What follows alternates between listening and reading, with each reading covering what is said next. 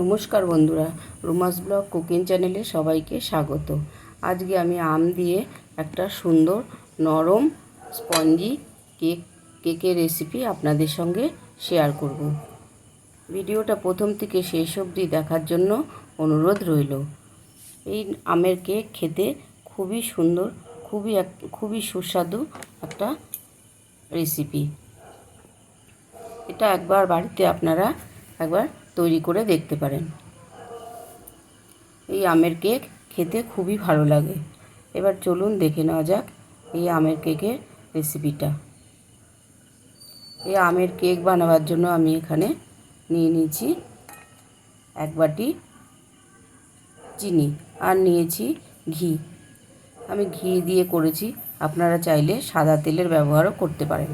আমি ঘি দিয়েছি কারণ আমের একটা সুন্দর গন্ধ আছে, তার মধ্যে ঘি দিলে আরেকটু সুন্দর কেকের সেন্টটা আরেকটু সুন্দর বেরোবে। সেজন্য আমি 1 বাটি পরিমাণে এখানে 25 গ্রামের মতন ঘি দিয়েছি।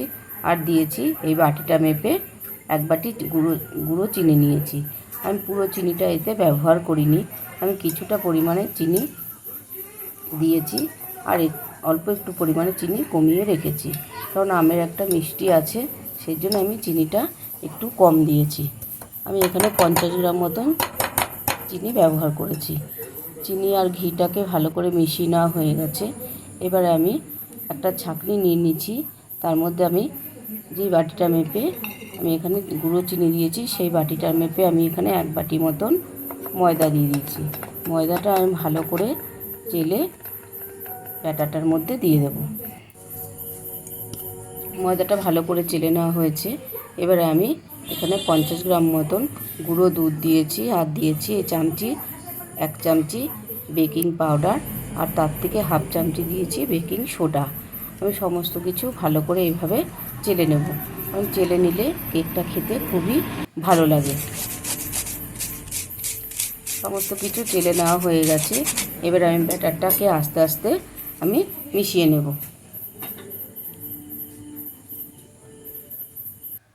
ব্যাটারটা আমি আস্তে আস্তে চিনি আর ঘিয়ের সাথে ভালো করে মিশিয়ে নেব। ভালোভাবে মিশানো হয়ে গেছে। এবারে যেহেতু আমি করব আম দিয়ে, সেজন্য আমি এরকম 1 বাটি পরিমাণ আম নিয়ে নিয়েছি। আমটা আগে থেকে আমি ভালো করে গুলে নিয়েছি। গুলে আমি ভালো করে ছাঁকনি দিয়ে ছেঁকে নিয়েছি। একটা গ্রেটারের সাহায্যে আমগুলোকে আমি ভালো করে ঘষে একটা ছাঁকনি দিয়ে ছেঁকে নিয়েছি। আমের ভিতরে আঁশ থাকলে কেকটা খেতে ভালো লাগবে না। এবার আমি অল্প অল্প করে দুধ দিয়ে ব্যাটারটাকে তৈরি করে নেব। আমি 1 বাটি পরিমাণে দুধ নিয়েছি। আমি 3 বারে দুধটাকে দিয়ে অল্প অল্প করে দিয়ে ব্যাটারটা তৈরি করব। এইভাবে আমের কেকটা তৈরি করলে খেতে খুবই ভালো হয়। একবারে দুধটা দেব না, আমি এরকম অল্প অল্প করে দুধটাকে দিয়ে ব্যাটারটা গুলে নেব। আমার জায়গাটা যেহেতু একটু ছোট হয়ে গেছে, সেজন্য একটু আস্তে আস্তে আমাকে ব্যাটারটাকে মিশাতে হচ্ছে। আমি যেই বাকি দুধটা ছিল সেই দুধটা আমি এর মধ্যে দিয়ে দিয়েছি।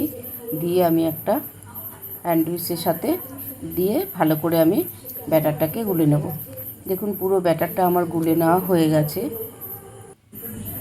পুরো ব্যাটারটা গুলে নেওয়া হয়ে গেছে। এরপর আমি এতে 1 চামচি মতন এলাচের গুঁড়ো দিয়ে দিয়েছি। দিয়ে এলাচের গুঁড়োটা দিয়েও আমি ভালো করে একটু ব্যাটারটার সাথে মিশিয়ে দেব। তাহলে আমের একটা সেন্ট আছে, তার মধ্যে দিয়েছি ঘি আর দিয়েছি এলাচ গুঁড়ো। এই আমের কেকটা খেতে খুবই ভালো হবে। দেখুন সমস্ত ব্যাটারটা আমার গুলে নেওয়া হয়ে গেছে। এবার আমি একটা সাইডে রেখে দেবো। আমি যে বাটিটার মধ্যে কেকটাকে তৈরি করব, সেই বাটিটার মধ্যে আমি একটু ঘি দিয়ে দিয়েছি। দিয়ে ভালো করে ব্রাশ দিয়ে আমি বাটিটার চারধারে ঘিটাকে মাখিয়ে দেব। দেখুন ভালো করে চারধারে মাখিয়ে নেওয়া হয়ে গেছে। এবার আমি এর মধ্যে 1 চামচি মতন গুঁড়ো ময়দা দেব। 1 চামচি মতন ময়দার গুঁড়ো দিয়ে আমি ভালো করে বাটিটার চারপাশে লাগিয়ে দেব, যাতে কেকটা লেগে না যায়। এইভাবে একটু গুঁড়ো ময়দা দিয়ে চারদিকে লাগিয়ে দিলে কেকটা বাটির সঙ্গে আটকে যাবে না। এবার যে ব্যাটারটা আছে সেই ব্যাটারটা আমি এই বাটিটার মধ্যে দিয়ে দেব। দেখুন ব্যাটারটা এইরকমই তৈরি করতে হবে। আমি এতে স্বাদ মতন একটু নুন দিয়ে দিলাম, নাহলে কেকের টেস্টটা ভালো আসবে না। যে কোনো মিষ্টি জিনিস করলে ওর মধ্যে একটু লবণ দিয়ে দিলে তার স্বাদটা খুবই ভালো আসে।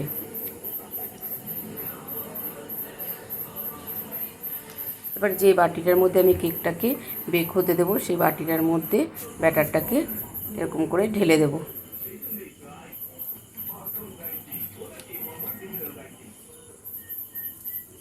দেখুন সমস্ত ব্যাটারটাই আমার ঢেলে দেওয়া হয়ে গেছে। এবার একটু বাটিটাকে আমি একটু ট্যাপ করে নেব।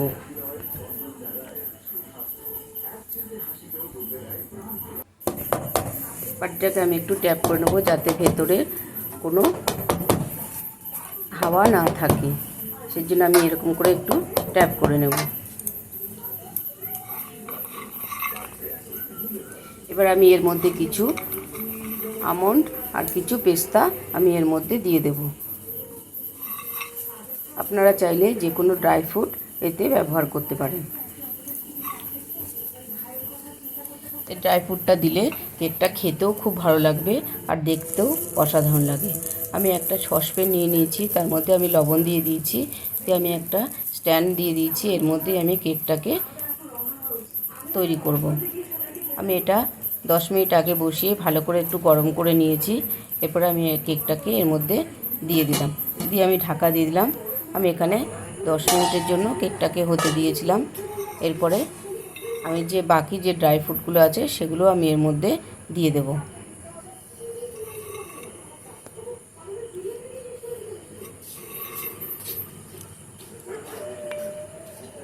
আমি আগে থেকে এর মধ্যে একটু হাফ চামচি মতন ময়দার গুঁড়ো ড্রাই ফ্রুটগুলোর মধ্যে মাখিয়ে রেখেছিলাম। একটু ময়দার গুঁড়ো দিলে তাহলে এগুলো ভেতরে চলে যাবে না। দেখুন কেকটা আমার একদম হয়ে গেছে। এবার আমি একটা ছুরি দিয়ে ভালো করে দেখে নেব কেকটা হয়েছে কিনা।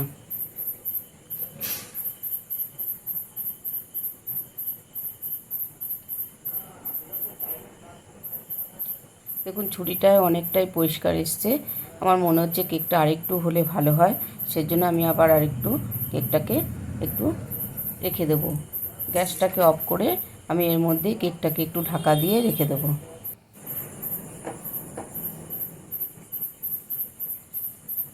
এরপরে কেকটাকে আমি তুলে নেব। আমি মিনিট 5 জন্য রেখে দিয়েছিলাম।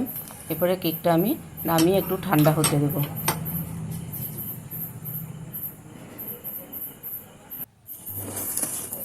কেকটা একদম ঠান্ডা হয়ে গেছে।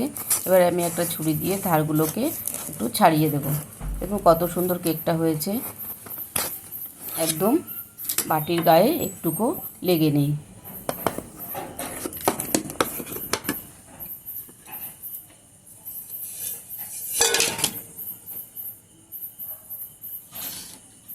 দেখুন ঘি আর ময়দা মাখিয়ে নেওয়ার জন্য কেকটা তলায় একটুকু লেগে যায়নি।